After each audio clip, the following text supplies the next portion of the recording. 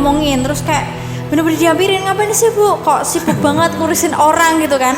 Padahal itu kan juga bukan masalah ibu kan gitu kan. Sebenarnya di toxic relationship atau hubungan yang beracun itu memang banyak hal yang bisa terjadi di sana, dari abusive ya, KDRT dan lain sebagainya itu.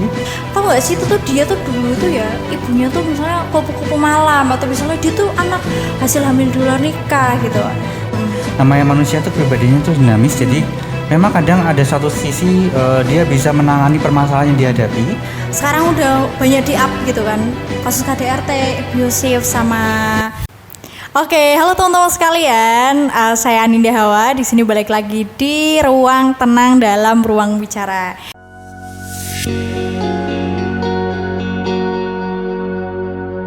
Jadi hari ini aku nggak sendirian karena aku bareng sama salah satu dosen dari Universitas Sri, dari dosen psikolog, yaitu ada Pak Sofi. Halo Pak, apa kabar?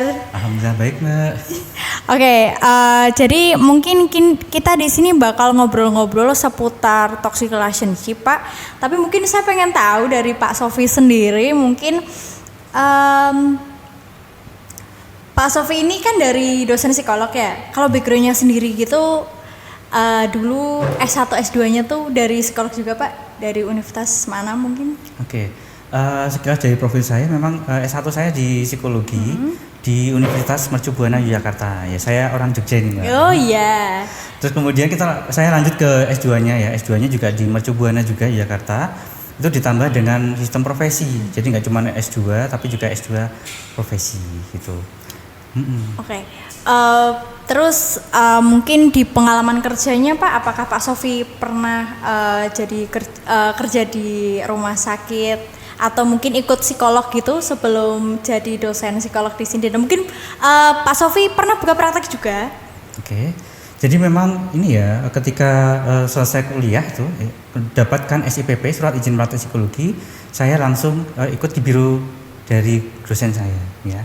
Jadi dosen ada biro, kemudian saya ikut menjadi timnya gitu. Jadi tugas-tugasnya masih simpel-simpel sih ya, memang ke arah pengetesan ya, tes psikologis gitu kan banyak ya. Terus kemudian juga dapat juga konseling juga ya, konseling lagi pula lebih ke arah yang ini sih, karena bidang saya adalah di pendidikan ya, psikolog pendidikan. Jadi memang kasus-kasus yang diberikan kepada saya dari senior saya atau dosen saya itu adalah tentang kasus-kasus di area pendidikan, misalkan anak berkebutuhan khusus ya itu. Kemudian kasus-kasus remaja yang nakal misalnya, itu kecanduan game misalnya atau merokok dan lain sebagainya itu. Kemudian setelah itu baru saya hijrahnya ke Kendal ini ya, menjadi dosen di Universitas Sri. Oh gitu, mungkin ceritanya agak panjang ya Pak ya sebelum jadi dosen gitu ya Pak, dan jadi psikolog ya Pak ya. Rada panjang, kayak lebih ke perawat berarti ya Pak ya kalau jadi psikolog ya. Mungkin kita tahu bahwa kalau di media sosial ini kan sekarang udah banyak di-up gitu kan, kasus KDRT, abusive sama pasangan gitu, pacaran, pas masa pacaran. Kalau dulu mungkin nggak terlalu di-up, jadi kayak kita juga mikirnya apa ya, kalau misalnya mau ngomong juga tabu gitu kan Pak. Ya mungkin sekarang juga tabu, tapi lebih banyak speak up-nya daripada dulu mungkin ya Pak ya. Kalau saya lihat, kalau dari Pak Sofi sendiri, apakah Pak Sofi pernah mungkin mengalami hubungan beracun atau toxic relationship di masa lalu, atau di hubungan dengan mantan pacar di masa lalu? Kan itu kan kita nggak tahu tuh Pak, hubungan itu tuh sebenarnya beracun apa enggak. Mungkin yang Pak Sofi kemudian pas jadi psikolog terus tahu, oh ternyata aku tuh pernah ya di hubungan yang agak toksik gitu. Mungkin dari Pak Sofi. Oke, jadi pada dasarnya di toxic relationship atau hubungan yang beracun itu memang banyak hal yang bisa terjadi di sana ya, dari abusive ya, KDRT dan lain sebagainya itu. Dan memang hal itu juga berlaku dari zaman dulu sudah ada ya, KDRT seperti itu. Hanya saja memang tadi sudah benar dikatakan, memang sudah mulai lebih berani untuk speak up ya, orang-orang sudah bisa berani, dan nggak cuma berani, ada yang langsung melaporkan ya ke pihak yang berwenang ya, sehingga langsung diberikan penanganan itu. Nah, tapi ada juga yang sampai sekarang meskipun sudah zamannya sudah canggih ya, bisa dengan mudahnya lapor gitu, tetap ada juga yang masih terjebak ya dalam toxic relationship itu. Nah, Kasus seperti itu kadang tidak bisa diselesaikan dengan dia sendiri.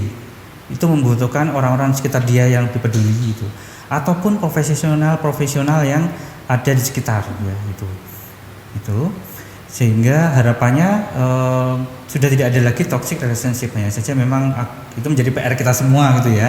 Lingkungan ini menjadi melek yang lebih ke arah memahami, oh ternyata di sekitar saya ternyata ada loh orang yang mengalami toxic relationship, misalnya dari pasangan atau mungkin keluarga ya. Sekali lagi dalam toxic relationship itu sangat luas, nggak cuma dari pasangan ya, antara yang cowok dan yang cewek, ataupun antara itu keluarga juga bisa ya. Misalkan orang tuanya agak toksik itu kan ada tuh. Sedangkan di sisi lain hubungan dalam pertemanan juga ada gitu ya. Kadang ada orang yang ada satu circle ya, mereka misalkan ada berlima, kemudian ada satu orang yang tipe yang toksik ya, misalkan dia selalu memberikan kata-kata kasar dan sebagainya. Nah itu ada orang yang bisa bertahan, oh yaudah itu terima, itu teman kita sendiri dalam satu circle gitu.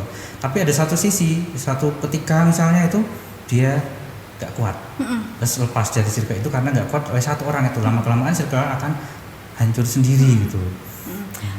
Mungkin kalau misalnya di hubungan biasa gitu kan agak beda tipis ya Pak ya. Kadang kita tuh nggak tahu kalau itu red flag gitu. Tapi kayak kita tuh kadang denial gitu. Oh enggak, paling itu doang, kayak gitu doang. Kayaknya ini semua orang juga yang ngalami hal itu. Mungkin yang yang paling sepele mungkin kayak lebih ke posesif gitu ya Pak ya. Atau mungkin kritik terus-menerus dan lain sebagainya gitu. Yang menurut Pak Sofi ternyata itu tuh udah nggak sehat gitu. Mungkin di pacaran itu apa sih Pak? Mungkin buat teman-teman sekalian biar tahu gitu, sekalian tahu. Oke, ini ya dalam kasus pacaran ya, dalam relationship, hubungan antara pasangan itu memang ada beberapa yang bisa kita katakan sebagai red flag gitu ya. Misalkan adalah ketika salah seorang itu selalu memiliki nada bicara atau intonasi yang tinggi gitu ya. Setiap kali dia ngomong nadanya selalu tinggi gitu. Untuk beberapa orang mungkin tidak nyaman ya, beberapa orang tidak nyaman ketika ada loh kok si suami kok selalu ngomongnya tinggi ke si istrinya gitu kan. Tapi kalau kita tanya si istri, kok kamu mau sih dengan suami yang selalu nadanya tinggi gitu? Nah biasanya istri juga menjawab, ya itu tanda sayang kok itu. Iya, tanda sayang, sebagai red flagnya justru ya. Jadi ketika dia menyatakan bahwa itu sesuatu hal yang biasa, itu berarti dia belum bisa terlepas dari permasalahan toxic relationship. Nah, dan itu butuh bantuan. Oke, mungkin saya bakal tanya ke toxic relationship yang mungkin anak-anak muda ini ngerasa biasa aja. Itu kayak lebih ke kritik terus-menerus ya Pak ya. Kayak misalnya kamu tuh padahal udah cantik, tapi tuh kayak mikirnya kamu tuh coba pakai baju ini. Kamu tuh kenapa sih rambutnya kok nggak pernah dicatok? Padahal kan lebih cantik dicatok. Mungkin kalau sebagian orang kayak lebih ke dia kayak gitu karena sayang sama aku, dia memperhatikan penampilan aku. Tapi kadang ada yang terlalu berlebihan gitu loh Pak. Maksudnya kayak lebih ke nuntut terus, kayak ngeritik terus, jadinya tuh ceweknya jadi kehilangan dirinya sendiri gitu Pak. Mungkin itu. Jadi memang ada beberapa kasus ya Mbak. Jadi ketika kita melihat situasi di luar sana, yaitu permasalahannya adalah dari si pasangan itu terlalu lebih ke arah kritik ya, memberikan kritik terus menerus gitu ya. Terus kemudian lebih ke arah yang posesif ya. Itu juga bisa memberikan dampak kepada si korban. Nah, korban ini jadi seperti apa? Pertama, bisa jadi dia menjadi orang yang tidak percaya diri gitu kan. Kemudian tidak nyaman tentu saja ya, selalu diatur-atur gitu kan. Meskipun ya dalam psikologi kepribadian itu pasti ada juga orang yang memang tipe yang sukanya seperti itu. Ya. Perfeksionis mungkin Pak, apa yang lain? Kalau pelakunya mungkin perfeksionis ya, tapi kalau korbannya, kalau kita dalam sudut pandang korban itu memang kadang ada kepribadian yang memang lebih suka diatur. Oh gitu. Ya, jadi dia akan nyaman. Tandanya sayang adalah ketika saya diatur, ya gitu.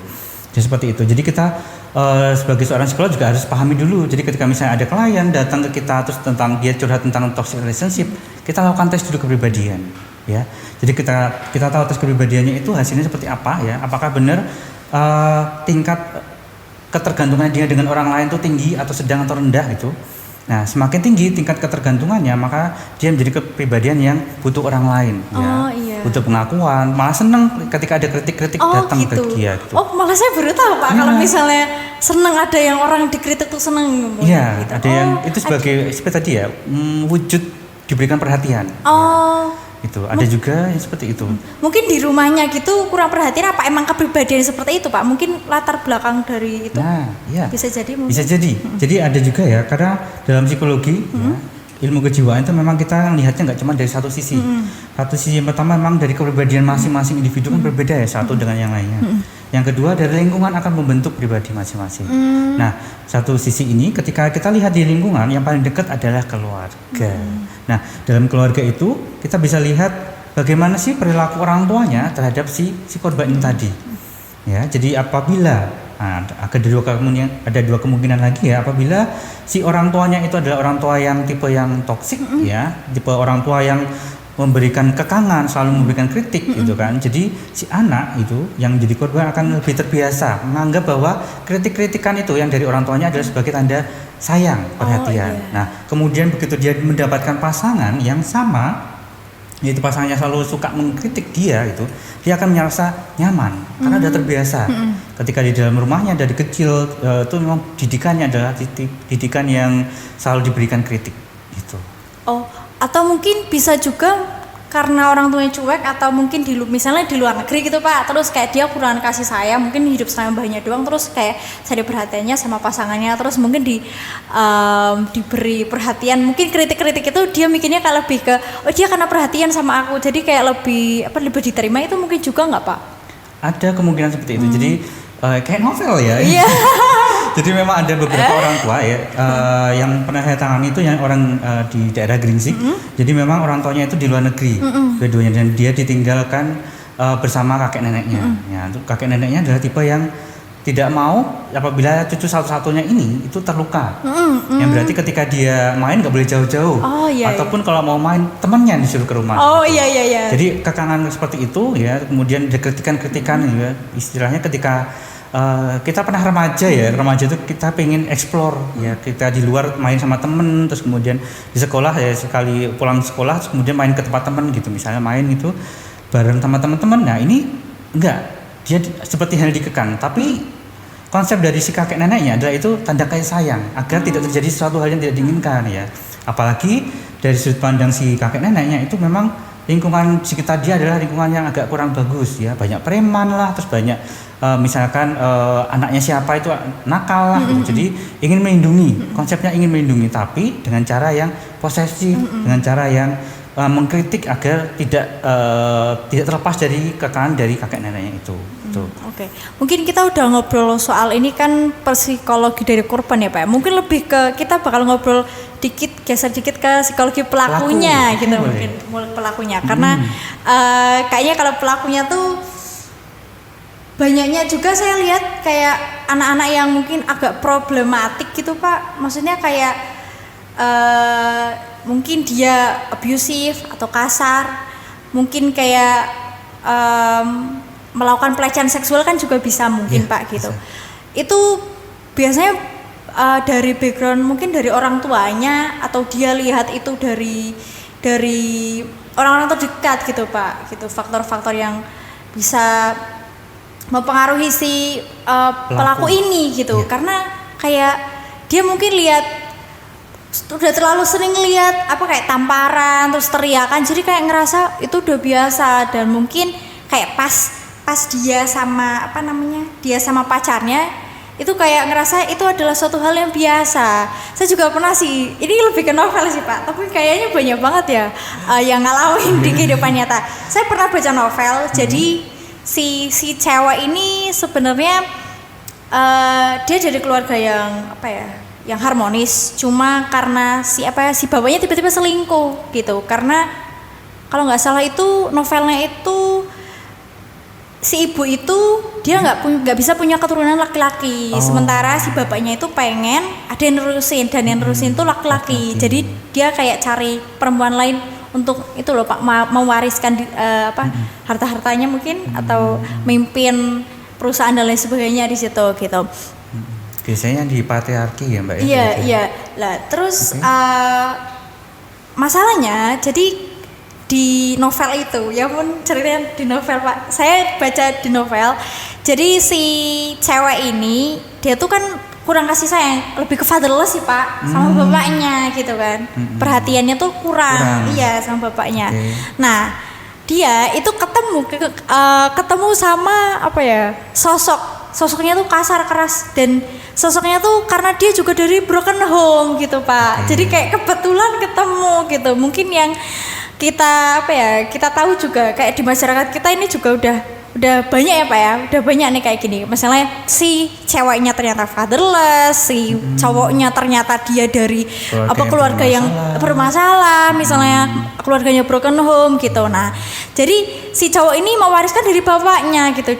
Dia tuh lihat bapaknya tuh misalnya kasar sama ibunya, jadi ngerasa itu hal yang biasa. Terus pas dia emosi itu otomatis Pak, dia langsung kayak nampar si cewek, terus kayak nampar, mukul gitu. Nah si cewek karena dia itu fatherless, dia ngerasanya itu adalah tanda kasih sayang, ya tanda kasih sayang. Terus pas ada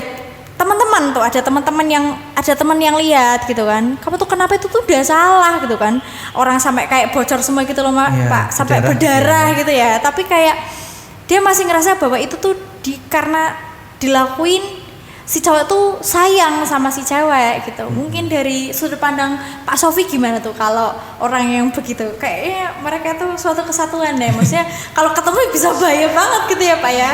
Iya, gitu. Itu jadi ini ya kayak ngeklop gitu ya. Antara yang ceweknya seperti itu dan cowoknya yang jadinya hubungan toksiknya akan langgeng gitu ya. Cuman kasihan ya kayak gitu. Mungkin harus ada itu ya, perlindungan diri ya dari si cewek dan si cowok ya. Maksudnya kayak walaupun keluarganya dari berkeluarga seperti ini, atau si cewek yang fatherless mungkin harus lebih kayak walaupun keluarga seperti itu tapi aku nggak boleh kayak gitu. Itu bisa nggak sih Pak kalau misalnya nggak kayak gitu maksudnya nggak, kebanyakan kan niru Pak, kan dari kecil kan kebanyakan lihat jadi niru. Imitasi, tapi kita bisa nggak sih kalau misalnya melindungi diri sendiri kayak oh ini tuh salah, aku nggak bisa kayak gini, aku nggak boleh kayak gini. Ataupun si cewek, walaupun aku kurang kasih sayang, tapi aku harus bisa kayak menghargai diri aku sendiri, menjaga diri aku sendiri, dan lebih mengantisipasi akan hal itu tuh bisa nggak Pak? Kalau misalnya seperti itu gitu, mungkin kita yang dari Gen Z gitu ya. Oke, pada dasarnya untuk menjawab bisa tidaknya, sebenarnya bisa. Hanya saja untuk beberapa kasus ya, baik pelaku maupun si korban itu butuh energi yang lebih, butuh informasi lebih, butuh dukungan yang lebih juga ya. Karena apa? Karena mereka sudah biasanya mendapatkan di titik nyamannya. Gitu. Iya. Ya, apalagi tadi saling mengisi gitu ya, udah saling nyaman. Yang satu suka bentuk disiksa dan sebagai suatu bentuk perhatian, berarti kan dia nggak masalah dengan itu, udah nyaman. Gitu. Iya. Sedangkan pelakunya juga itu menganggap itu sesuatu yang biasa. Nah, ketika dia menganggap sesuatu yang biasa, berarti ketika dia dapatkan pasangan yang mau dipukul, nggak balas misalkan, itu berarti dia udah nyaman juga situ. Nah, apabila situasi itu terus berlanjut, berarti kan masing-masing saling nyaman nih. Iya Pak. Tapi permasalahan orang di luarnya yang nggak nyaman loh. Kok mau sih cewek kayak gitu kok disakiti, kok masih bertahan tuh ya. Kita yang ngelihat kayak itu ya Pak ya. Kayak misalnya kok bisa gitu ya, maksudnya harusnya kamu tuh pergi tapi nggak bisa. Mereka tuh kayak udah jadi satu kesatuan gitu Pak. Kalau Pak Sofi, menurut Pak Sofi gimana tuh kayak gitu? Mungkin dari sudut pandangnya Pak Sofi harus gimana sih kita gitu kalau misalnya udah kayak gitu. Oke, kayak tadi ya. Kalau kita sebagai orang luar kemudian lihat teman kita, saudara kita, atau mungkin yang kita kenal itu di posisi sebagai korban maupun pelaku ya, tugas kita adalah ya memberikan kesadaran dulu ya. Kita ngomongin baik-baik seperti apa sih hubungan mereka itu ya. Siapa tahu ya ketika kita memberikan informasi, saling curhat, memberikan ngobrol-ngobrol, itu ternyata dia sadar, oh iya ini sesuatu hal yang buruk untuk dilakukan. Nah, harusnya seperti apa? Nah, itu tugas kita. Hanya saja kita juga hati-hati gitu ya. Karena kadang kita memberikan informasi kepada baik korban maupun pelaku, justru mereka datang ke telinga kiri, keluar telinga kanan, mantul gitu aja. Jadi mereka nggak akan terima karena mereka sudah di posisi titik nyaman ya, tidak mudah bagi mereka untuk melepaskan titik nyaman itu. Sama seperti kita ya. Mungkin adik-adik mahasiswa ya pernah mengerjakan tugas ya, kita diminta untuk mengerjakan tugas, kemudian mengalami satu titik nyaman, yaitu males, mager gitu. Terus begitu mau ngerjakan, udah mau tugas akhir ya, udah mau limit waktunya, kemudian baru ada keinginan untuk mengerjakan itu kadang masih harus mengumpulkan motivasi lagi ya itu. Nah itu aja orang biasa itu ya butuh motivasi, butuh kekuatan untuk bisa melepas dari rasa nyaman itu tadi itu. Apalagi ini yang sudah terlanjur nyaman dengan orang itu ya, terus kemudian mungkin dia nggak dapat yang lain penggantinya ya. Iya. Nggak akan ada orang selain si pasangan itu. Iya, itu udah itu sih Pak.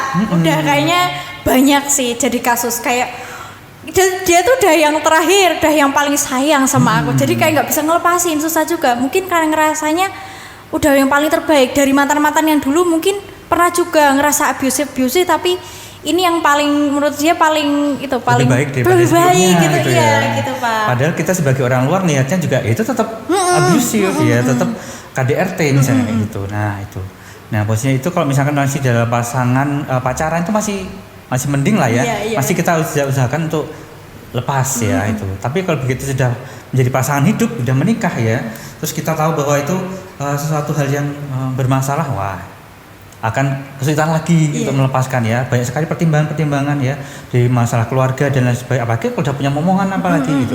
Untuk misalkan mau sampai titik mau pisah itu kan butuh seluruh keluarga digabungkan ya, nggak bisa keputusan sendiri gitu. Apalagi itu sih Pak, kalau misalnya udah punya momongan biasanya kayak mereka misalnya dua orang ini udah problematik, tapi kayak jangan sampai pisah buat anak. Itu gimana tuh Pak kalau gitu tuh kan juga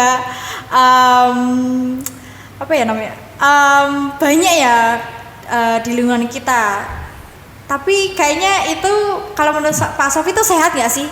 Jangan pisah pokoknya, walaupun udah sama-sama beracun, udah sama-sama toksik, misalnya sambil apa sama-sama udah lempar misalnya kritik, terus sama-sama kayak saling pukul dan sebagainya, tapi kayak bertahan untuk anak. Padahal kan kayak rumah itu jadinya kayak jadi neraka gitu. Menurut Pak Sofi itu gimana kalau misalnya kayak gitu Pak? Oke, biasanya kalau untuk sampai titik itu butuh bantuan profesional ya.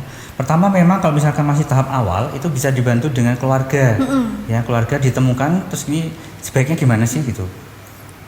Kemudian yang kedua juga datangkan orang yang profesional. Nah ini orang profesional itu bisa misal kiai lah biasanya ke orang-orang daerah ya, atau profesional yang lain adalah misalnya psikolog atau konselor perkawinan atau konselor keluarga. Itu sangat banyak ya.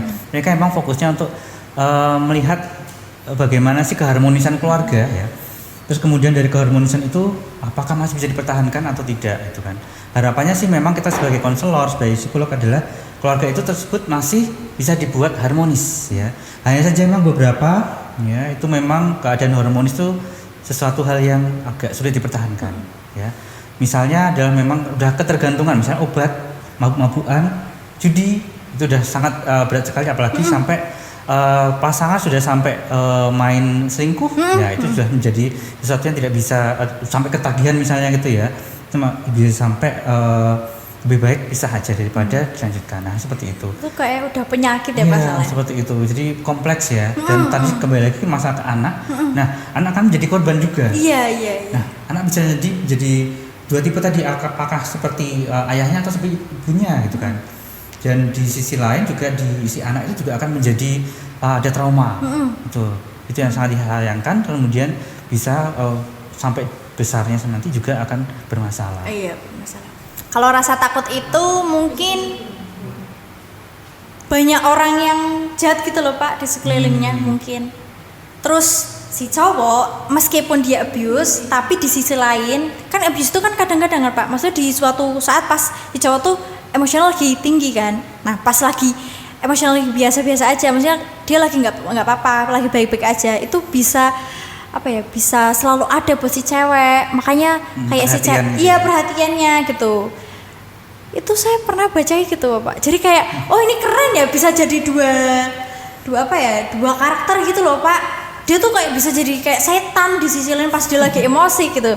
Tapi di sisi lain pas dia lagi baik gitu kan, pas dia kayak lagi misalnya kayak sayang gitu sama pacarnya gitu kan, misalnya mau minta apa dibeliin, terus kayak tadi misalnya apa-apa diperhatiin gitu kan. Nah si cewek itu karena mungkin bisa ada juga yang itu, jadi dia dari keluarga yang misalnya hamil di luar nikah. Jadi kayak hamil di luar nikah, terus si cewek itu udah biasa menerima kayak cemoan gitu loh Pak. Nah kayak udah biasa dapat cemoohan di situ, kayak di lingkungannya dia gitu. Mungkin lingkungannya dia tuh, lingkungan rumahnya dia tuh kayak tukang gosip kan juga bisa kan Pak, mungkin gitu kan. Terus kayak tau gak sih, itu tuh dia tuh dulu itu ya ibunya tuh misalnya kupu-kupu malam, atau misalnya dia tuh anak hasil hamil di luar nikah gitu. Nah itu kan membentuk ketakutan dari kecil gitu. Nah besarnya dia tuh ketemu sama si cowok yang tadi, misalnya kayak tadi tuh yang punya dua kepribadian. Pas satu tuh lagi marah dia bisa ngelakuin apa aja, terus pas lagi perhatian dia tuh kayak bisa menjadi pendengar yang baik gitu Pak. Jadi kayak ingin melindungi, dan kalau misalnya ada yang bilang kayak gitu si cowok juga marah gitu loh. Jadi kayak benar-benar melindungi gitu loh Pak. Kalau misalnya dianterin di rumah gitu kan, di depan rumah, terus kayak misalnya ada orang tua, bukan orang tua sih, kayak tetangga yang kayak ngomongin, terus kayak bener-bener diampirin, ngapain sih Bu, kok sibuk banget ngurusin orang gitu kan. Padahal itu kan juga bukan masalah ibu kan gitu kan juga nggak ngerugiin ekonominya ibu, dan juga misalnya nggak ngerugiin siapa-siapa, kenapa harus dibahas terus gitu. Nah jadi kayak di sini si cowok ini tuh dia jadi pelindung, tapi juga jadi itu suka yang kasar gitu. Nah itu kan kepribadiannya kayak lebih kompleks gitu ya Pak ya. Itu gimana sih Pak? Kok bisa kayak gitu?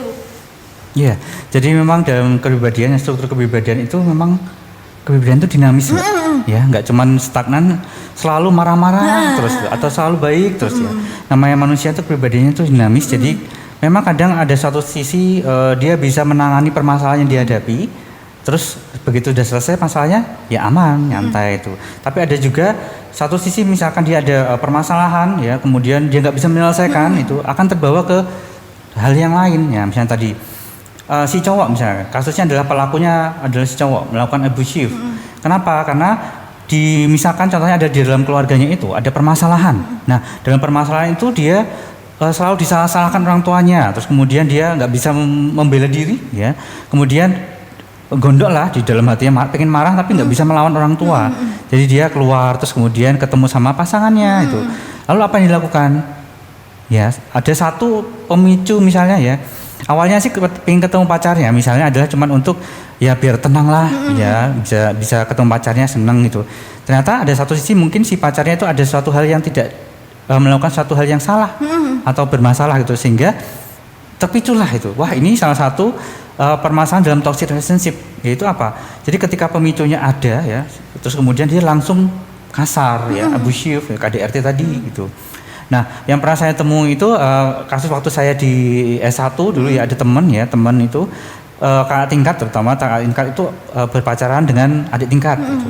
Terus kemudian dia dari keluarganya memang aman sih ya, aman secara ekonomi aman, tapi ternyata itu ayahnya adalah tipe yang kasar ya, kasar gitu. Terus kemudian dari situ selama mereka berdua berpacaran, si A dan si B ini, itu ada kasus yaitu si B, yang cewek itu tadi kasarnya dalam bentuk apa, dijambak ya, dijambaknya karena apa, karena katanya gemes. Oh gitu, gemes ya. Jadi kan agak, saya sebagai temannya juga agak cuma gara-gara gemes kok sampai menyakiti orang lain gitu kan. Waktu itu belum terlalu paham tentang toxic relationship gitu ya, tapi begitu sampai sini kok ternyata ini kan termasuk hubungan tidak sehat gitu kan. Terus di sisi lain nggak cuma dijambak, juga kadang dipukul, baik dada maupun perut gitu. Terus kemudian kadang ditampar juga itu curhatan dari si B itu tadi, yang juga termasuk teman saya juga gitu ya, seperti itu. Jadi ketika itu terjadi, terus saya tanyakan, lalu apa yang kamu lakukan tuh? Yaudah, itu sebagai tanda bahwa saya itu setia sama dia gitu. Jadi saya akan bertahan. Itu kan berarti seperti halnya seperti tadi kita udah ungkapkan tadi ya, ada kasus-kasus memang dalam suatu situasi itu saling memenuhi ya, saling mengisi. Yang satu butuh perhatian, yang satunya memberikan perhatian gitu. Nah, hanya saja tadi bentuknya negatif sih, itu yang saya sayangkan gitu. Toksik penyadarannya mungkin nulis juga bisa, mungkin journaling gitu dulu Pak, mungkin ya. Kalau disadarin, kalau orangnya nggak sadar kayaknya nggak bakal sadar, kayaknya nggak sih. Pas saya lihat film-film juga gitu kok, kayak pas orang-orang ngomong kamu tuh ini tuh udah nggak baik, udah toksik banget, tapi kayak nggak percaya gitu. Mantul ya. Iya mantul gitu. Gitu. Lah itu gimana tuh Pak? Kadang tuh saya mikirnya kayak, terus awalnya tuh gimana biar orang tuh sadar dengan sendirinya, padahal harusnya kan itu dari eksternal kan Pak, dari orang lain. Tapi kalau dari orang lain mantul tuh berarti kan dari kita sendiri gitu. Apakah ada fase itunya Pak? Apa ya? Fase kayak capeknya gitu Pak, yang mungkin kalau dia udah capek pasti dia bakal berhenti sendiri gitu. Atau mungkin si cewek itu kayak dari dirinya lebih butuh untuk mengenal diri, atau mungkin menghargai dirinya sendiri, kayak kurang penghargaan juga Pak. Kalau fase biarinlah dia capek sama dirinya sendiri itu apa ada Pak, atau gimana? Oke, pada satu titik itu jawaban orang awam ya. Iya. Dari orang awam nanti juga capek sendiri gitu kan. Tapi bagi orang profesional sebenarnya takutnya terlambat. Terlambat tuh udah nyawanya hilang baru. Iya benar-benar. Takutnya kan gitu. Jadi apalagi sekarang kasus-kasusnya udah lebih ngeri ya Mbak ya. Jadi untuk pasangan tuh sampai disakiti sampai kehilangan nyawa juga ada gitu ya.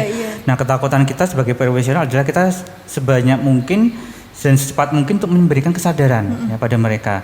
Nah, permasalahannya orang-orang profesional itu cuma sedikit, sedangkan kejadian kasusnya itu sangat banyak dan kadang tidak terjamah oleh kita ya profesional. Nggak terdeteksi juga sih Pak. Iya. Karena tadi ada si korban tidak melapor dan si pelaku juga nggak memberikan lapor, nggak mungkin lah dia. Speak up ya. Malu kan ya Pak ya. Iya itu jadi mau nggak mau itu yang bisa melakukan adalah dari si korban itu sendiri ya, jadi korban sendiri. Melaporkan atau dari orang sekitar dia itu memberikan laporan pada orang yang profesional tadi, jadi minta tolong gitu ya. Jadi permasalahannya adalah ketika dia tidak meminta pertolongan itu dia harus sadar sendiri seperti apa. Kalau misalkan masih bisa bertahan ya mungkin ya tadi ada kemungkinan ada titik yang namanya insight ketika manusia itu pada titik terendah sampai titik terlemahnya itu.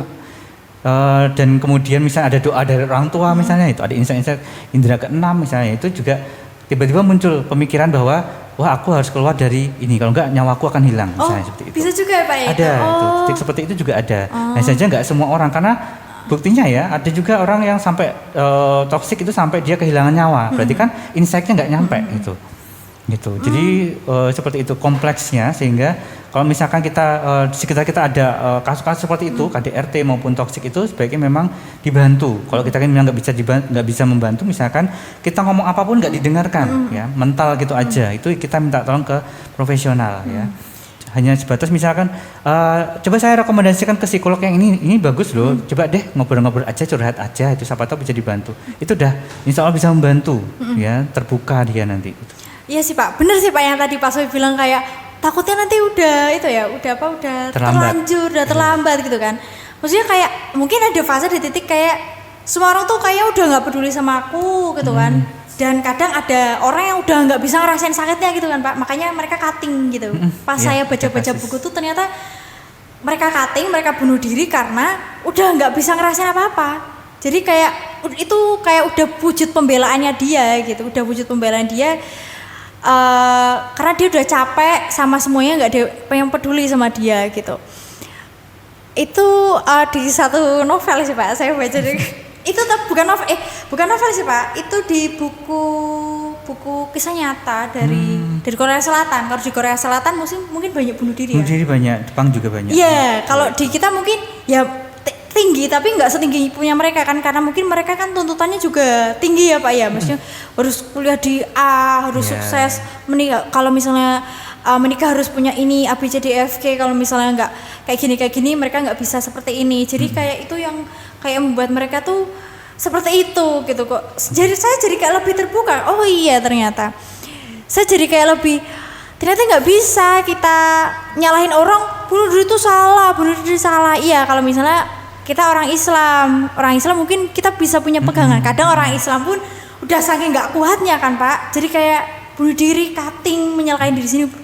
Terus apalagi kalau misalnya mungkin mereka yang mungkin nggak beragama gitu, atau kalau di luar negeri kan banyak yang nggak beragama juga kan Pak. Jadi kayak minta pertolongan ke orang lain juga nggak bisa, Tuhannya juga nggak tahu gitu kan Pak. Jadi kayak itu wujud perlindungannya dirinya di dirinya dia sendiri, dia pengen mengakhiri hidupnya gitu Pak. Kalau menurut Pak Sofi itu gimana? Oke, sebenarnya kurang tepat kalau dibilang perlindungan diri sih Mbak. Saya juga gitu sih. Lebih ke arah itu mencari solusi. Dia ketika udah pentok nih nggak ada solusi lain, apa yang terjadi ya misalnya kalau saya cutting ya, cutting itu.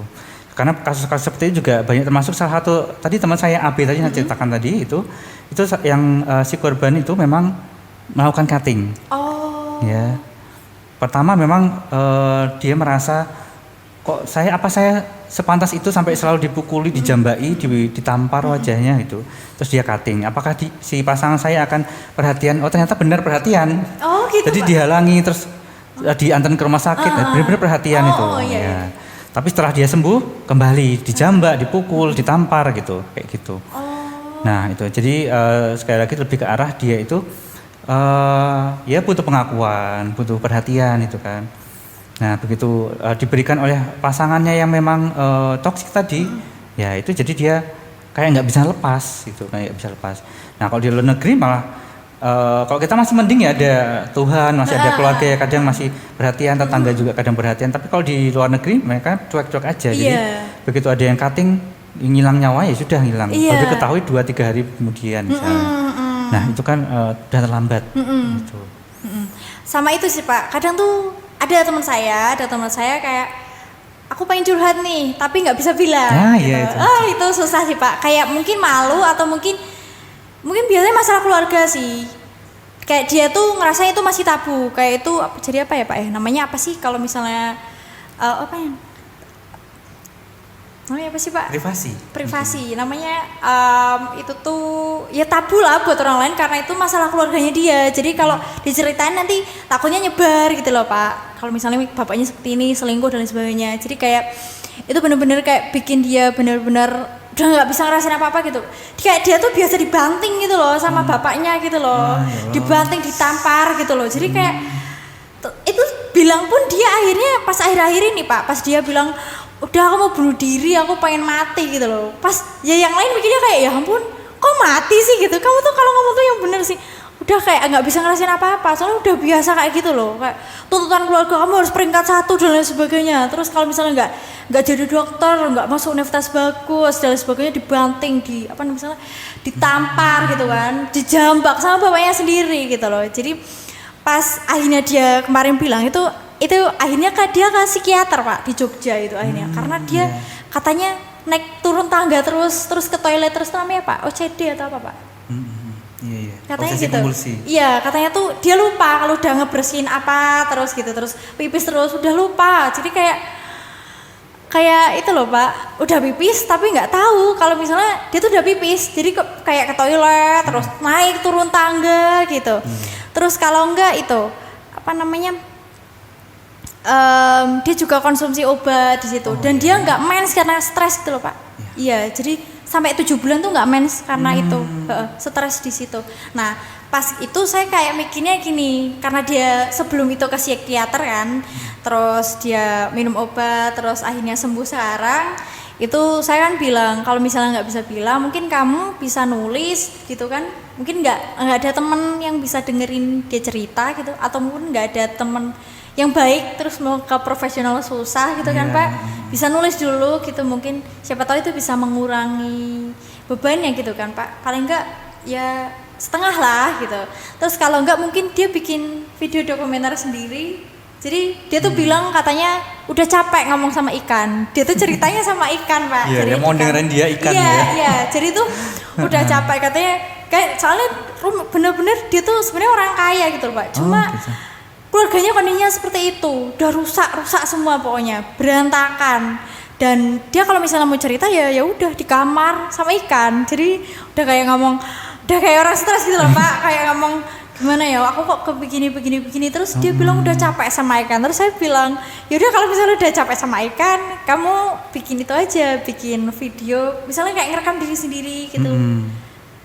Misalnya kayak hari ini tuh rasanya gimana, terus kayak rasanya tuh sakit banget, pengen apa, terus aku tuh pengen gimana. Jadi kayak mungkin itu bisa mengurangi itu enggak sih rasa sakitnya gitu. Itu ngaruh enggak Pak kalau kayak gitu?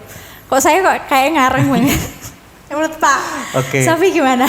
Iya, memang bisa ya. Untuk menurunkan tingkat stresnya dia memang bisa ya. Dia menceritakan lewat tulisan ya. Tulisan ataupun gambar juga bisa ya gitu. Gak cuma tulisan, gambar pun tanpa ada kata-kata dia menggambar apapun suka dia itu bisa. Oh iya. Jadi untuk rilis stresnya itu ya. Permasalahannya itu adalah ketika dia menuliskan itu kadang orang-orang tuh harus mikir dulu, mengingat sesuatu hal yang baru kan nggak mudah ya. Iya. Kadang begitu mau nulis ayahku barusan memukul, udah berhenti, Iya. udah nangis duluan, terus udah nutup bukunya nggak lanjutin lagi. Gitu. Nah itu butuh tenaga ekstra itu. Kadang memang eksternal itu butuh banget ya bagi orang-orang yang seperti ini karena kadang mereka untuk menghadapi diri sendiri juga masih bermasalah, masih kesulitan ya untuk memotivasi bahwa aku tuh bisa, aku tuh kuat, aku tuh harus bisa lebih baik daripada saat ini misalnya itu mereka butuh bantuan, nggak bisa sendiri gitu ya. Nah itu tugas kita bersama sebenarnya. Ketika kita tahu bahwa teman kita, saudara kita atau lingkungan sekitar kita ada yang seperti itu, kita mempersiapkan diri, berikanlah telinga, ya. Dengarkan dia setiap kali dia ada curhatan apa gitu. Nggak perlu dikasih komentar dulu, gitu. Yang penting dia mau curhat itu udah lebih plong nanti, lebih lega ya. Misalnya kalau orang biasa pun, misalnya kalau ada permasalahan apapun, curhat ke teman itu udah plong ya, itu walaupun nggak ada solusi gitu, tapi udah plong gitu ya.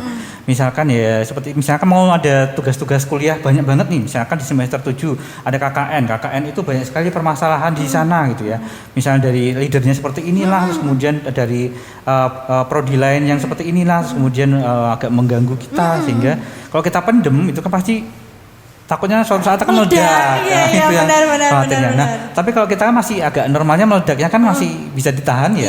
Tapi bagi orang-orang ini kadang lebih terbiasa memendam, terus meledaknya adalah menyakiti diri sendiri itu yang dikhawatirkan. Terus tiba-tiba besoknya udah nggak ada nyawanya kan bermasalah. Nah, oleh karena itu saya harapkan bagi masyarakat juga ikut membantu dalam hal ini ya. Untuk toxic relationship itu sesuatu hal yang benar-benar perlu dituntaskan ya. Permasalahannya meskipun kita sebagai orang luar hanya sebatas mendengarkan saja itu sudah cukup bagi orang-orang tersebut ya, bagi korbannya terutama. Nah, sedangkan bagi pelakunya seperti apa? Nah, bagi pelakunya memang butuh bantuan psikolog atau konselor ataupun profesional lain untuk bisa membantu dia mengadaptasikan perilaku baru yang lebih baik lagi. Ketika dia emosi berarti tidak bisa mengendalikan dirinya, perilaku maupun emosinya tadi, yang tadinya ingin marah langsung diluapkan begitu saja dalam bentuk kekerasan, bentuk penghancuran gitu. Maka dari psikolog maupun konselor akan lebih membuat dia mengalihkan energi-energi kemarahannya itu menjadi sesuatu yang positif. Misalkan diberikan suatu pekerjaan lain atau mungkin tambahan-tambahan yang lain agar teralihkan. Ya, karena energi yang kemarahan itu sangat besar ya. Itu kalau misalkan nggak dikelola dengan baik itu akan meledak. Ya, kalau misalnya meledak bisa sampai menghilangkan nyawa seorang. Kasus-kasus banyak sekali yang terjadi seperti itu ya. Nah, itu yang dikhawatirkan sampai seperti itu. Bahkan mungkin ada ya Pak ya, kalau misalnya seorang pembunuh itu dia tuh bukan dari berasal yang kayak orangnya tuh bukan yang kayak yang cuawaan, banyak omong, malah kadang tuh dikenal baik, terus kayak biasa aja, terus sama orang tuh ramah, maksudnya tuh pendiam gitu loh Pak. Apa mungkin juga karena kayak gitu juga ya Pak? Mungkin ya. Saya tidak bisa menjudge ya, tapi ada kemungkinan sih iya. Kan tadi saya ungkapkan dari awal dalam psikologi itu kepribadian itu dinamis ya. Tidak selalu setiap kali kita lihat orang itu pendiam itu tidak bisa melakukan hal yang di luar perkiraan ya. Bisa jadi orang yang diam itu justru memiliki energi lebih yang dipendam, tiba-tiba bisa menyakiti orang lain seperti itu. Nah, itu kita juga perlu waspada sehingga ketika kita sebagai orang di dalam masyarakat itu ya, ketika melakukan sesuatu memang kita harus pikirkan baik-baik.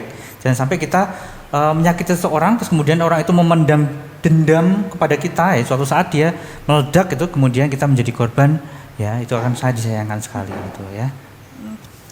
Oke, mungkin di sini saya bakal tanya dikit Pak mengenai apa sih yang biasa kita lakukan sebenarnya itu red flag. Sebenarnya itu tuh sangat sangat toksik gitu, tapi kita nggak tahu kalau itu toksik. Jadi kita tuh kayak pernah sebenarnya jadi pelaku gitu Pak. Mungkin ya pernah jadi pelaku, tapi kita nggak sadar kalau itu tuh merugikan gitu. Mungkin apa Pak contohnya? Oke, mungkin maksudnya toksik tipis-tipis ya. Toksik tipis-tipis. Tipe yang masih ringan lah ya. Iya, iya. Nah, kasus seperti itu sebenarnya banyak. Kita mungkin nggak sadar pernah melakukan itu. Misalkan memberikan sebutan-sebutan nama, ya, memberikan nama yang tidak sesuai dengan nama orangnya, ya, misalnya seperti itu. Itu juga merugikannya apa? Dalam psikologi seorang kan mesti akan membuat dia marah gitu ya, gemes ya. Ini namaku bukan itu kok dipanggilnya itu gitu ya. Terus kemudian juga misalkan manggil nama bapaknya. Iya. Itu kayaknya sih biasa ya sudah. Kalau dalam pertemanan kayak udah dinormalisasi gitu. Padahal itu termasuk sesuatu yang tidak sesuai dengan porsinya. Dia punya nama tapi kok disebutkan bukan namanya gitu. Itu. Mungkin gini kali ya. Kalau misalnya ada yang sefrekuensi terus kayak jokesnya tuh agak tinggi, misalnya kayak sama gitu. Misalnya saya dipanggil bapaknya, terus si teman saya ini tuh dipanggil ibunya atau siapalah, nama-nama yang agak problematik tapi menurut mereka kayak gak apa-apa lah, itu buat guyonan aja. Tapi di satu sisi saat kita pengen ngelakuin hal itu yang sama, jadi pengen ngelakuin hal yang sama tapi orangnya beda gitu, kadang gitu juga Pak Asin. Jadi orangnya tuh nggak bisa nerima, ternyata jokesnya tuh nggak sama gitu. Jadi itu yang agak itu ya Pak ya, agak mesti dikurangi. Ya, Jangan sampai dicegah sih harus sih. Jadi kayak jangan sampai orang tuh kayak mikir nggak apa-apa lah sama misalnya biasa satu kelas begitu, terus pas sama prodi lain atau sama teman-teman yang lain biasa ngomongnya begitu, jokesnya begitu. Padahal sebenarnya ada yang tersinggung gitu Pak ya di situ mungkin. Terus mungkin yang lain Pak, kritik tipis, kritik tipis-tipis, bukan kritik tipis-tipis ya, lebih ke perilaku yang tipis-tipis, ternyata toksik gitu di lingkungan kita apa-apa. Ya pada dasarnya ketika kita menjalankan toksik tadi kembali lagi ke suatu hal yang merugikan orang lain ya, baik secara fisik ya, siksa misalnya ya fisik ya, kemudian dari verbal juga ya, itu merugikan dari kejiwaan juga itu ya, sakit hati itu juga termasuk toksik ya. Nah contohnya juga misalkan ada mungkin di lingkungan kita ada orang yang julid ya, julid banyak ya. Sih Pak. Jadi ya itu suatu kayaknya udah wajar ya. Iya. Di Indonesia ini ya, mungkin di seluruh dunia ada ya. Iya. Nggak cuma satu dua ya. Kita mungkin ada orang-orang yang begitu kita memiliki misalnya beli sepatu baru, sepatu baru ini diinjek.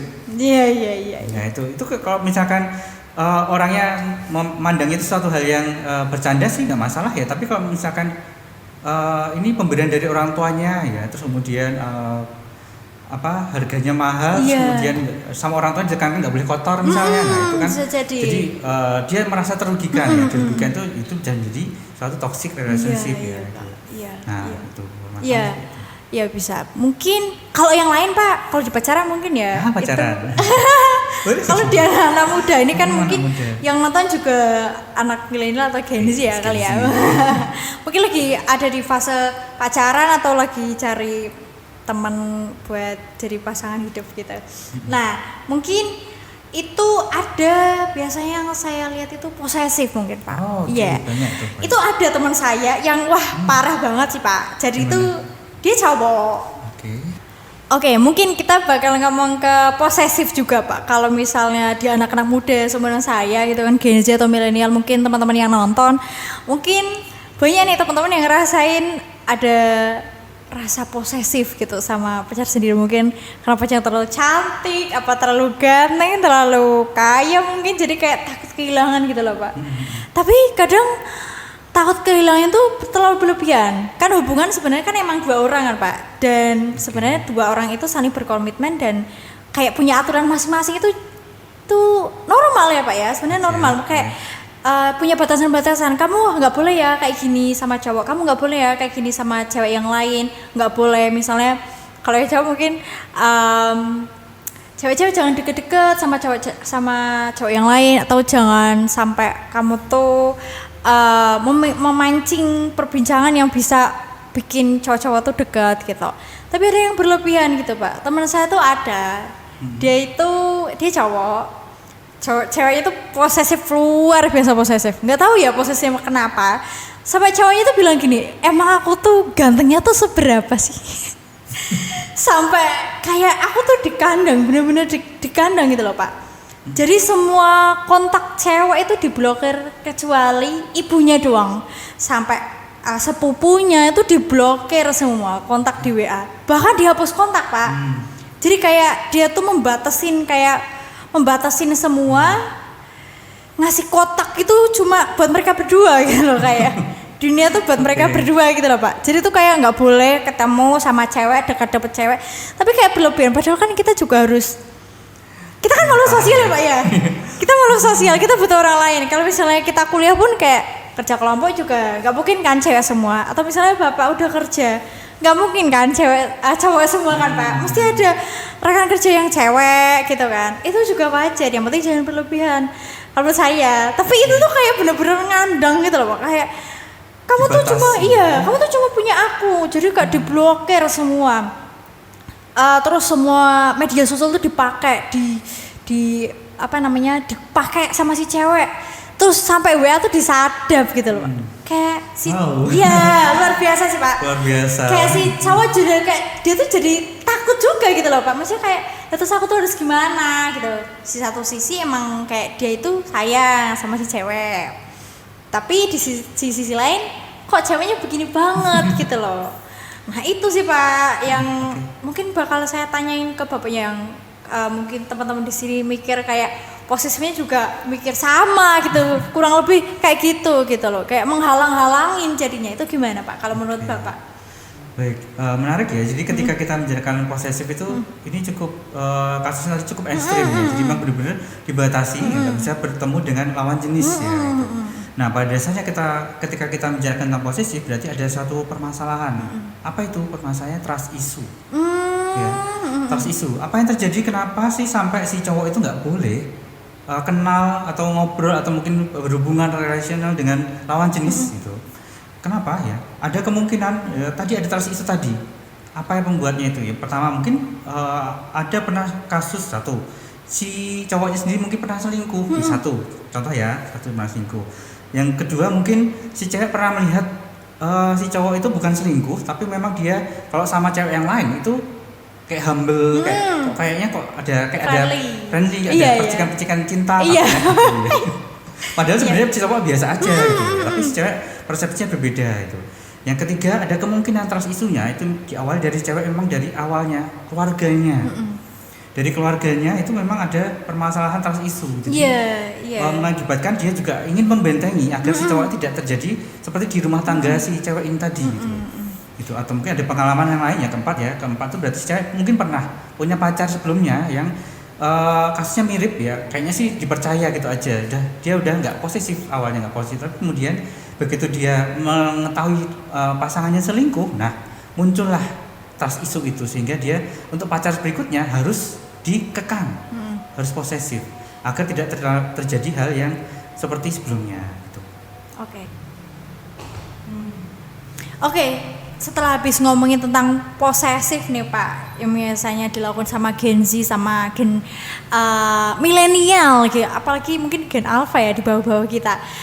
Mungkin dari Pak Sofi ya, tipsnya gitu supaya kita nggak jadi orang yang posesif, keterlaluan gitu, terlalu posesif sama pasangan gitu. Dari Pak Sofi sendiri apa aja nih Pak? Mungkin tips-tipsnya buat teman-teman sekalian. Oke, jadi ini ya untuk pelakunya ya ini ya. Pelakunya. Jadi pertama kalau dari saya sih mulai bisa membuka pikiran sendiri ya, menyadari bahwa dirinya itu memiliki suatu permasalahan ya. Terus kemudian setelah menyadari diri, lalu apa yang harus dilakukan? Nah, apakah dia bisa berubah ya? Bisa merubah dirinya, sifatnya yang bermasalah tadi itu. Apabila tidak bisa, lebih baik memang ke profesional saja ya gitu. Terus kemudian yang kedua kalau terkait dengan posesif tadi ya, karena posesif itu kan berkaitan dengan trust issue ya.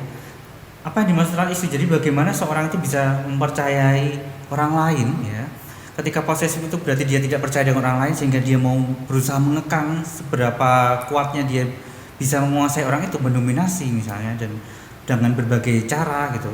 Itu berarti dia perlu bisa belajar untuk mengikhlaskan. Nah itu.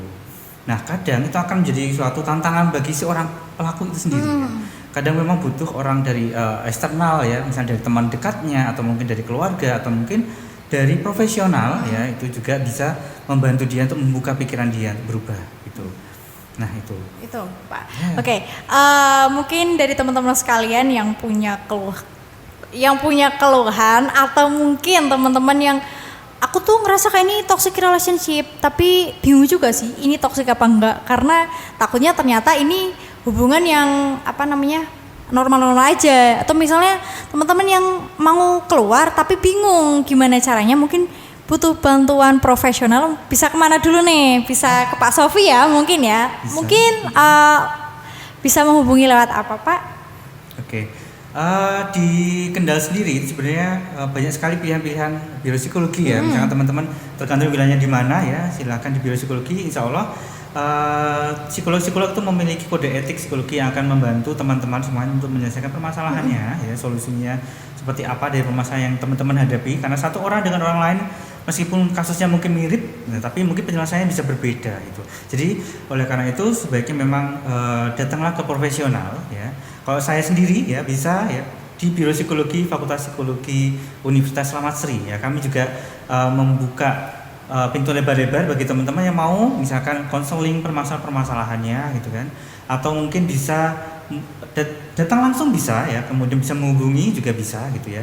Silahkan datang saja sih, lebih nyamannya daripada hanya lewat telepon ataupun lewat WA itu. Datang terus kemudian kita sesegera mungkin membantu menyelesaikan permasalahannya. Apalagi apabila kasus teman-teman sudah dirasa teman-teman sudah di titik jenuh, lelah dalam menghadapi permasalahan yang dihadapi dalam kehidupan ini. Daripada teman-teman ada pikiran negatif ataupun menyerah, lebih baik ada profesional di sekitar kita ya. Jangan khawatir ya, insya Allah kalau dari psikolog-psikolog itu selalu memberikan pelayanan terbaik dan juga menjaga privasi teman-teman semuanya, seperti itu. Oke, mungkin itu podcast kita Ruang Tenang dari Ruang Bicara pada hari ini tentang toxic relationship. Saya Nindi Hawa dan saya Ahmad Taufik Mubarak. Pamit undur diri, terima kasih atas perhatiannya. Sampai jumpa.